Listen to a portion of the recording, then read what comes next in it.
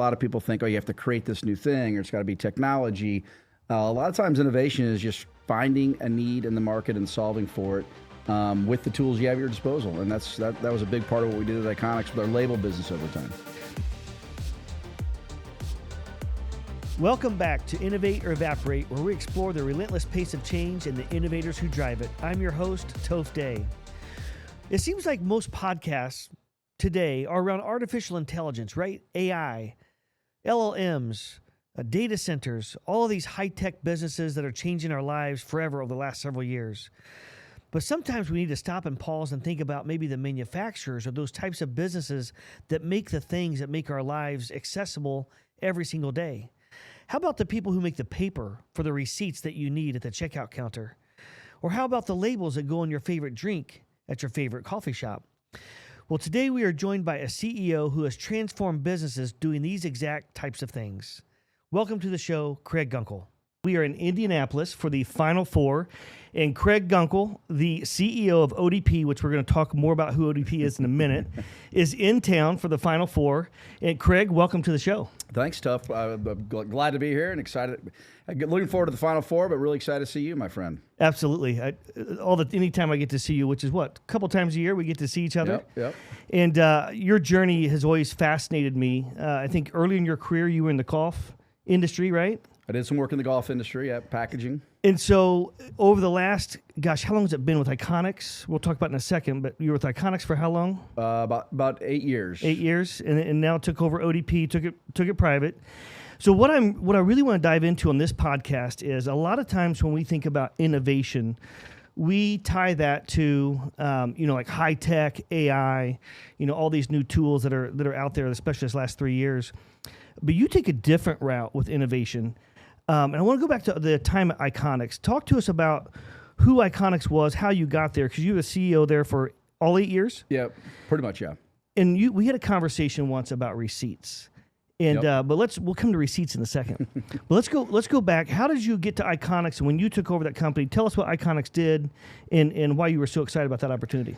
Yeah, listen, so I had spent 20 plus years at a big, large public packaging company, and in 2017 I left there and had the opportunity to go run Iconex, which had been my first entree into private equity, but had been a business that had been carved out of NCR, and as you mentioned, we were in the receipt paper industry. Primarily, that was primarily what we sold, receipt paper, and we also had a very small label business when we bought the company. And so what was your goal? When you took over Iconex, what was your goal? Well, listen, we thought the business wasn't run well, which is why we bought it. We thought there was an opportunity for we had a contrary point of view on receipts. We didn't believe they were going to be gone in 5 years, and lo and behold, they weren't. In fact, they were quite strong when we sold the business. But we also believed we could do something pretty special with this label business. And this sort of going back to this idea of innovating. A lot of people think, oh, you have to create this new thing, or it's got to be technology. A lot of times, innovation is just finding a need in the market and solving for it. With the tools you have at your disposal. And that was a big part of what we did at Iconex with our label business over time. I totally agree with that, right? A lot of times we talk about innovation. It's not just investors and entrepreneurs that have a hand in the innovation pie. It's all these other folks that are involved as well, and then just cross-industry. Right. Well, I think it's going to be so fascinating when we see these modern tools, modern technology start to hit the mainstream kind of industries that are producing paper. Iconex, right? Big paper producer. Yep. And there's no shortage of ways to innovate those businesses.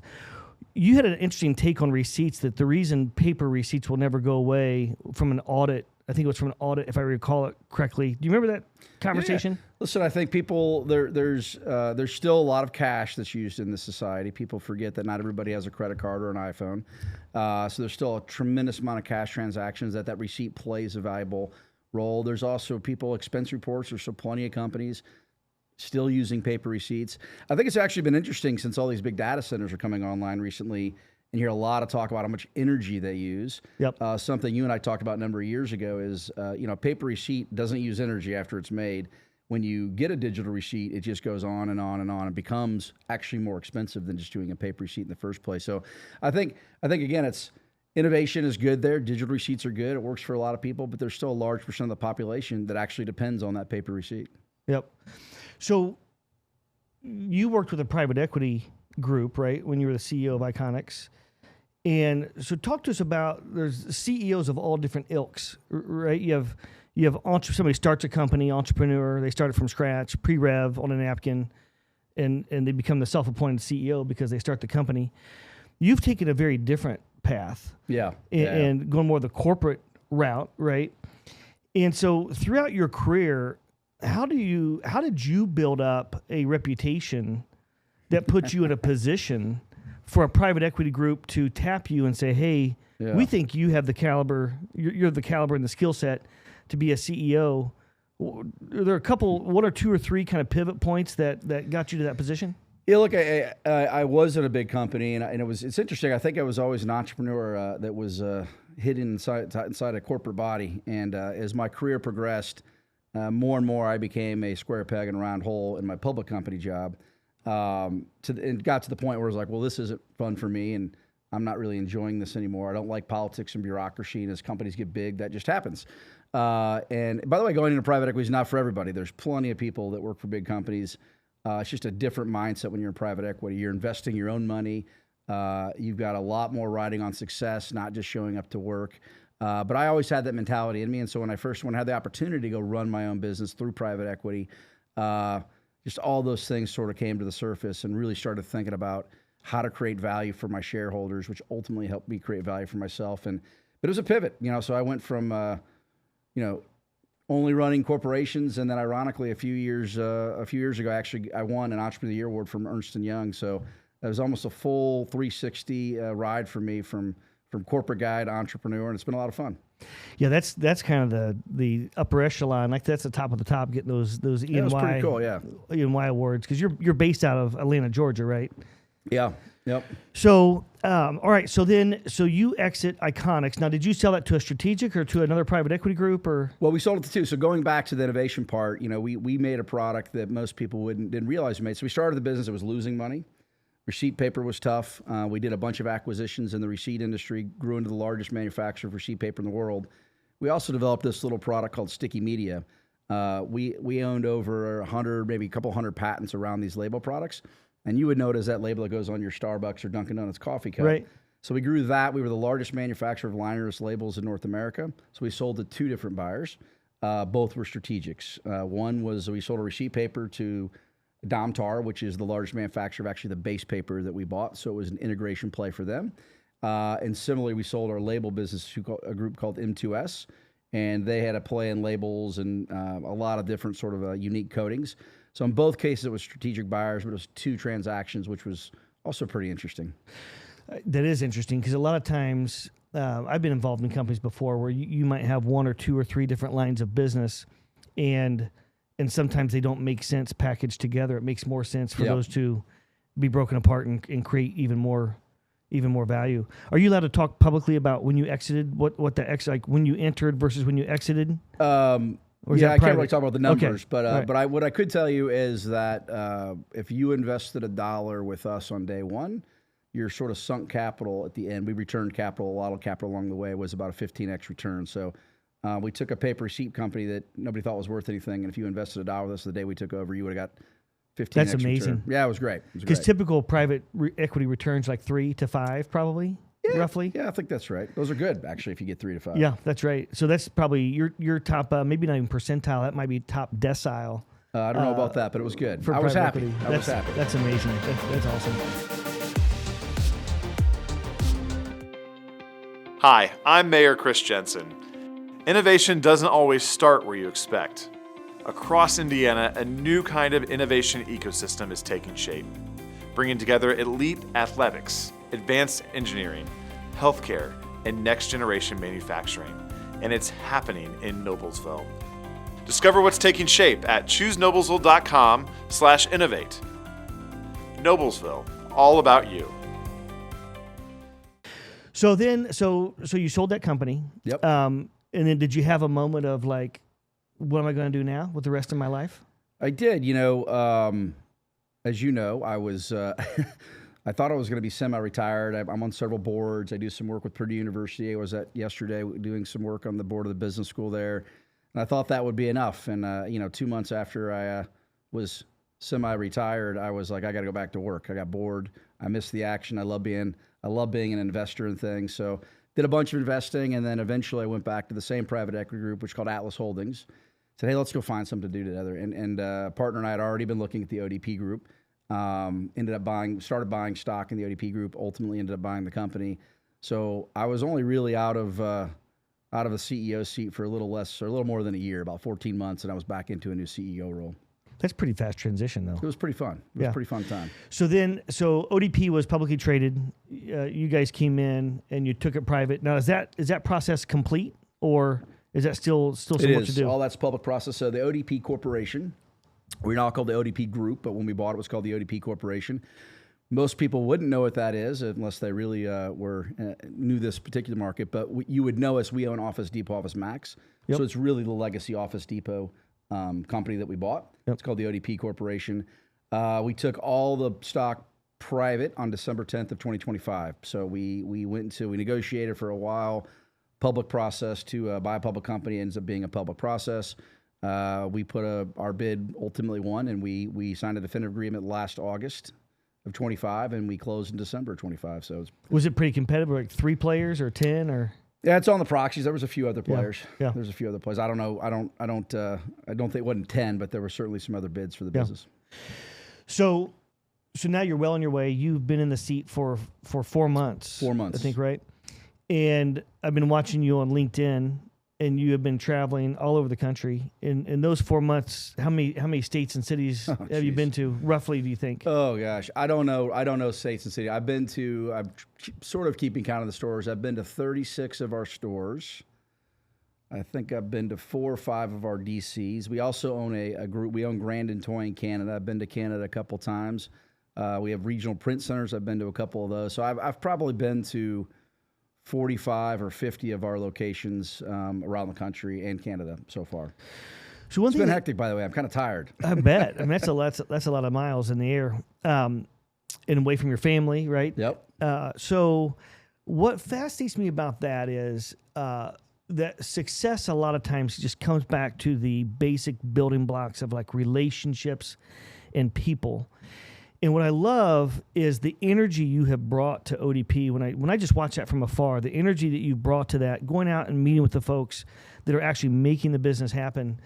In the first 4 months, right? 36 stores you mentioned, plus even more locations, et cetera. That is not all CEOs are like that, right? There's a lot of CEOs that will kind of sit back in the ivory tower and hope things work out for the best. What kind of wisdom can you share with us on just the way you approach, that role? Yeah. Because we've all, worked with many different CEOs over our lives, right? And so, like, what are some of the insights that you think really lead to a path of success versus maybe less success? Yeah. Look, great question, by the way. Well, first, I believe in culture, but I believe strategy is more important than culture in most cases. And in our case, we bought a business that's been on a path of decline. It's tough markets. It's office products primarily. So first, we have to sort of figure out what we're doing, what we have. And I'm a disciple guy named Roger Martin, wrote a book called Playing to Win.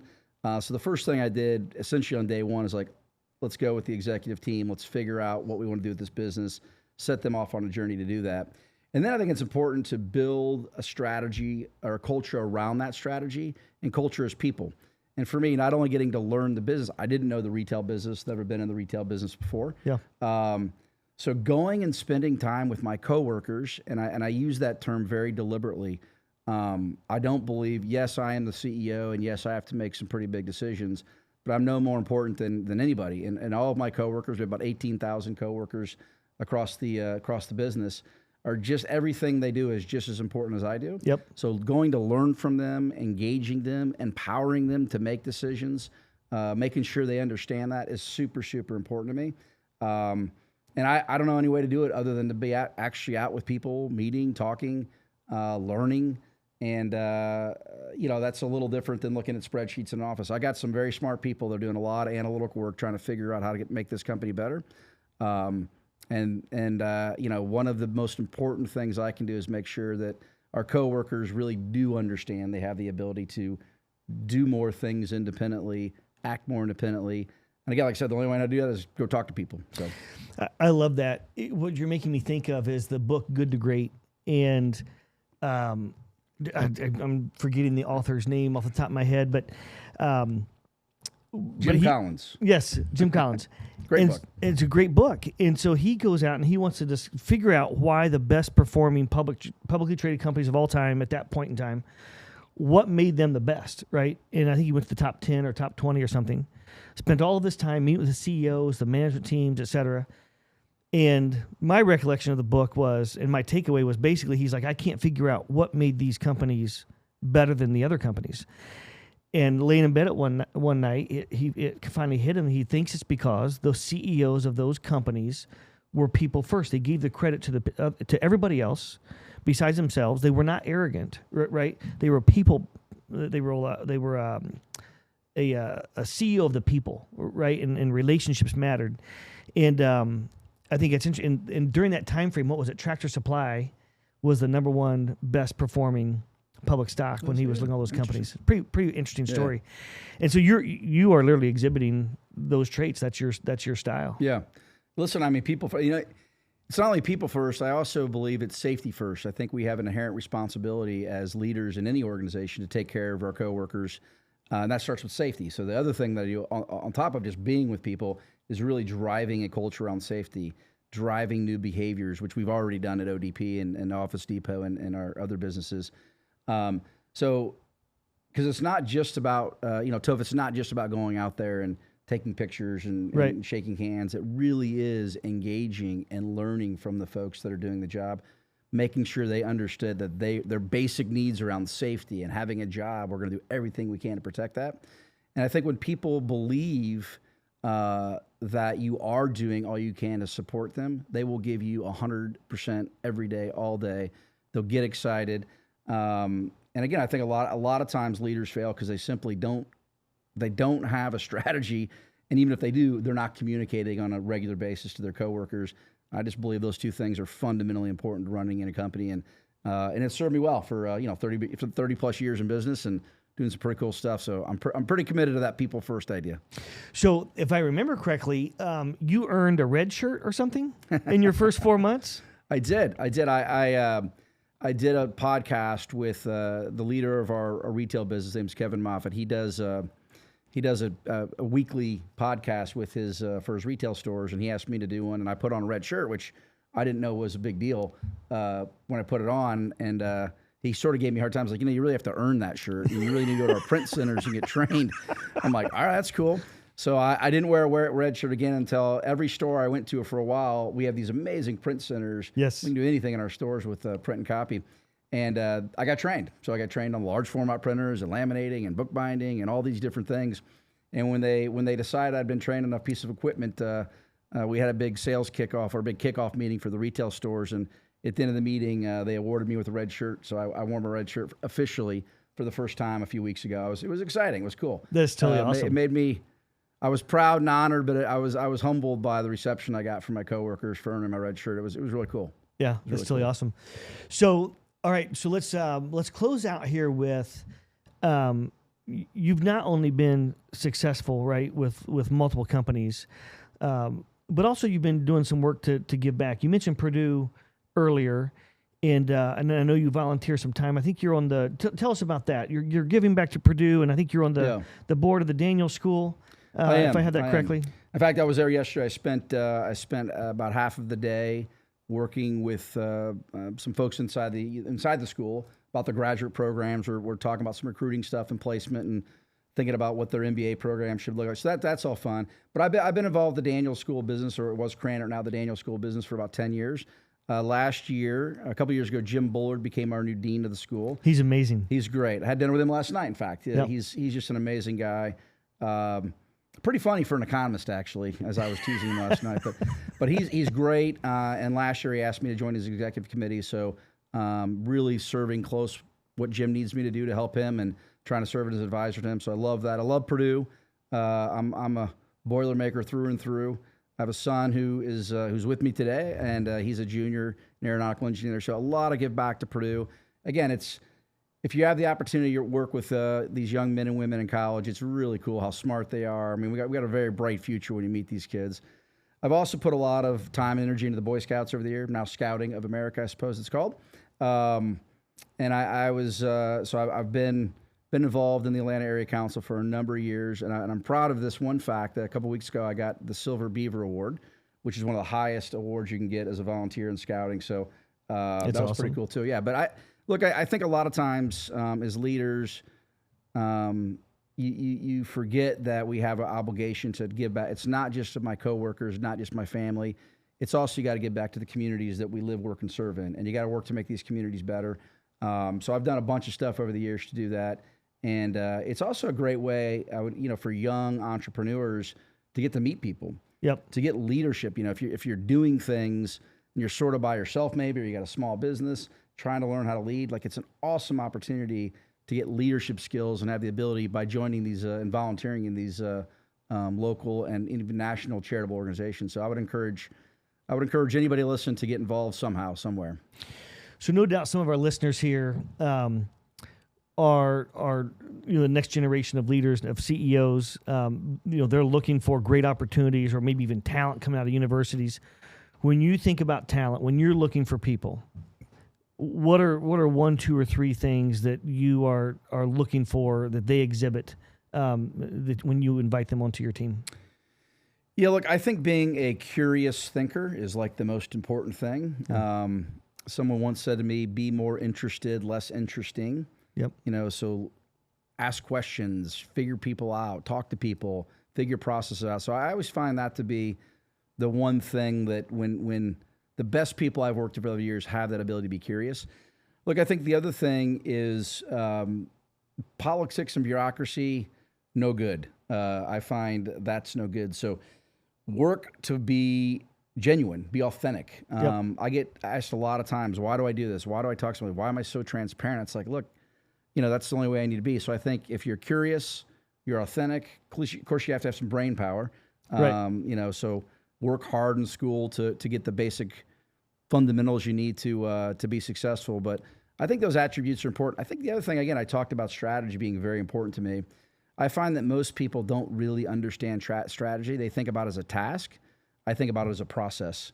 So again, I think the leaders that I've been around and the best CEOs I've been around are not only people-oriented or people-first, Toph, they're also usually really good strategic thinkers, and they use a process to drive strategy. So that's a lot. It's hard to have all that coming straight out of school, but you can certainly be curious as a young age, Yep. and you can certainly have the ability to think about other people first. And those two things are usually are good. So that's what I look for in people. I love that word, curious. It's a powerful word. All right, so we're gonna move into some rapid fires here to close out. So these are one word or a couple sentences, whatever comes to mind. All right. Don't get me in trouble. I try to throw some fun doozies out there. We get some awesome, just immediate reactions that are just amazing. I learn stuff on these podcasts every time I do it with somebody. But what is one thing in your industry that and you can pick any industry, going back 30 years, but what is one thing that you think people in your industry should stop doing? Oh, geez. Any industry. Well, look, I think right now is an interesting time in the retail industry, and I think people are so intent on thinking about what Amazon's doing. They've lost a little focus on their own why they exist. And so I think as a retailer, I'm learning quickly is like be focused on what we can be good at, what we can be differentiated, what we can offer to somebody, and not trying to chase somebody else. I think that's happening a lot in retail, and so I would stop doing that if I was in the retail business, or if you're in the retail business.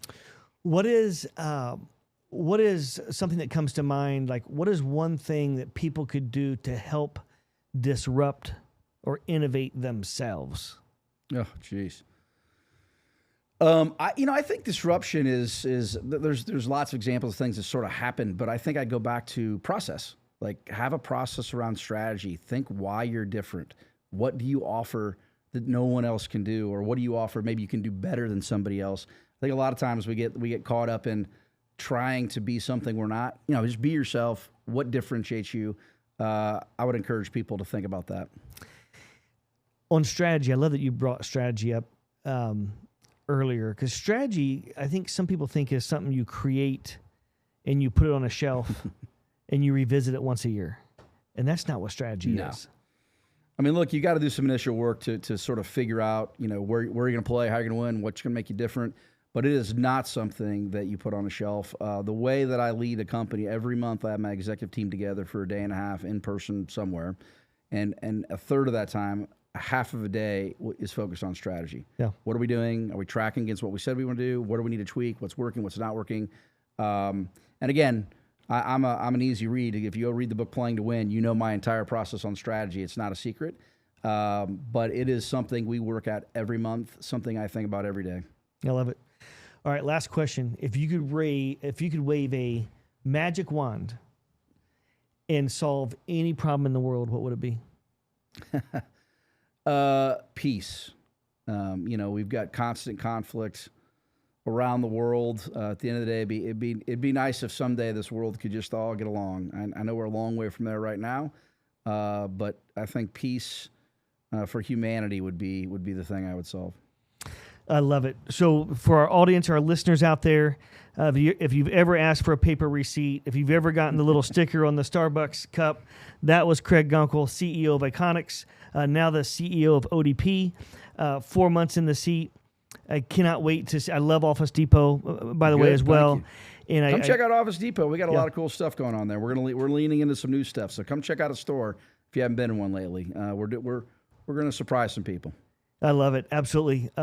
Craig, thank you very much for joining Innovate or Evaporate. Enjoy the Final Four tonight. It's going to be awesome. And welcome to Speed City, Indianapolis. People are starting to call it Speed City. So thanks for coming on the show. I thought they were calling it the Rally City. Well, maybe that's next.